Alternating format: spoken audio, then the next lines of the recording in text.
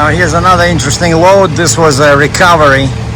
This RT scissor lift got stuck in limbo. Like the engine was starting, the wheels were turning, but it refused to drive, and so I came the other day to pick it up, and I can't. And these, you see this compactor on the right? They need to pick it up, and so the machine was in the way, so it was right next to the wall. And so they sent a mechanic with me, and the mechanic found a way. He had to unscrew the cover on the rear wheels, and he was able to put it in freewheel mode. And so basically we put some chocks under, and then I brought my bed down and I was able to winch it up, except when I started tilting the bed up, the machine sensors went crazy and it stopped steering, and so it got stuck like this, you know, on the very end. But all the wheels are on the deck, but it's like really a bit scary. So I cannot put chains forward because I had chokes under, right? So I started pulling backwards. You see, like the ones here, they're pulling backwards towards the back of the truck, and so of course the chains in the back there, they're pulling forward. And so this way it's secure, but I was not happy with that, and so I found these forklift things, you know, that's where the forklifts would go to pick it up. And so I put a chain like this. Now imagine, how do you put a chain through 5 feet of space? Well, you use a broom. You use the head of you use the handle from your broom to push the chain forward. And so this one pulls this way forward, this one pulls backwards. So now I have 6 chains on it. I'm pretty sure I'm like 85% is not gonna follow. I would love to drag it a bit forward, but the wheels are stuck in the turned position. And of course what you could have done is, sometimes I had a situation like this when doing heavy haul, use some kind of a pulley, you know, and I have a winch, right? But I mean, that's what I could have done, you know. I could have hooked up the winch to the rear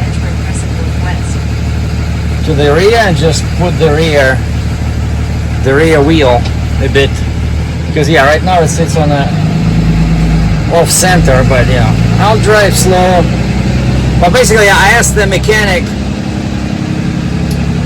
what the problem is, and he came yesterday by himself trying to figure out how to fix it, and he found that it was giving him an error message about the height, like the height sensor got triggered. Turn left, and he says that height sensor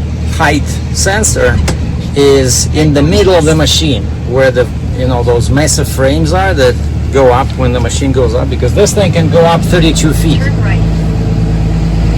And so he says you need a crane to lift the machine and get to that sensor. And he says we don't have that capability, you know. See, I'm all wet. It's plus 28 C. Now, interesting fact, one chain did get loose because I put it across the tire, right? And I guess the machine was bouncing, you know, when I was driving, but you know, it's like 35 clicks, you know, 20 miles.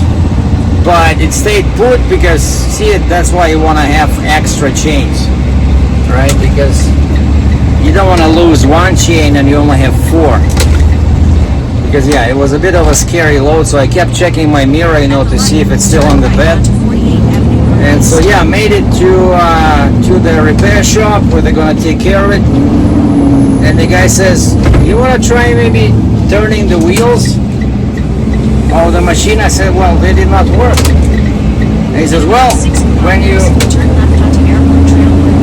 he says, what happens with these sensors is that when you're driving and the machine is jumping, you know, up and down, it might reset the sensors, so it might work.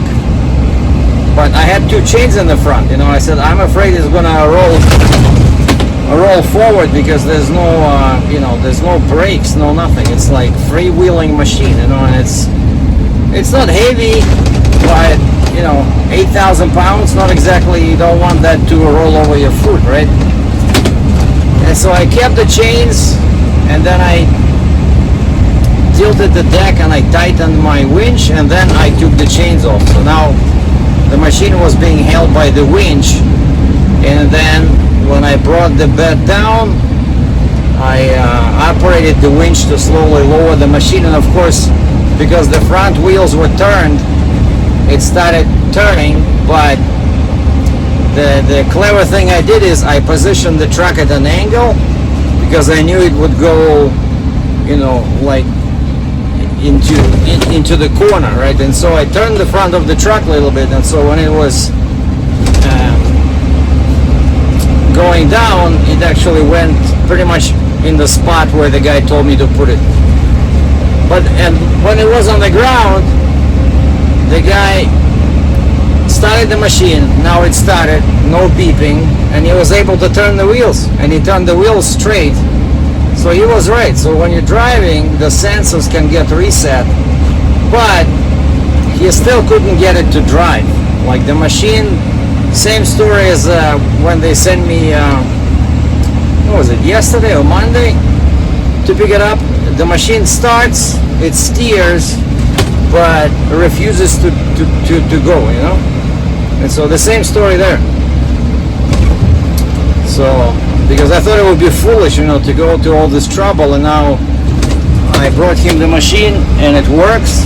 No, it's still defective, and so I left it there, and then they sent me to pick up two scissor lifts, one big one, like regular scissor lifts, you know, not like a rough terrain like that one.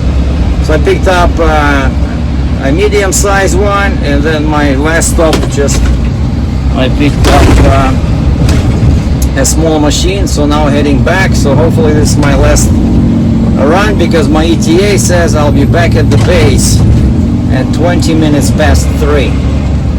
And I was supposed to go to the gym today, but somehow I really don't feel like it. And it's we having a heat wave. Yesterday was plus 31 Celsius. Now it's plus 29, and the air conditioning here hardly works. So pretty much I'm driving with open windows all the time, even on the freeway. So which is loud. And you're still sweating, you know, like a pig. So yeah, I feel tired. I want to go home, take a shower, and watch some movies.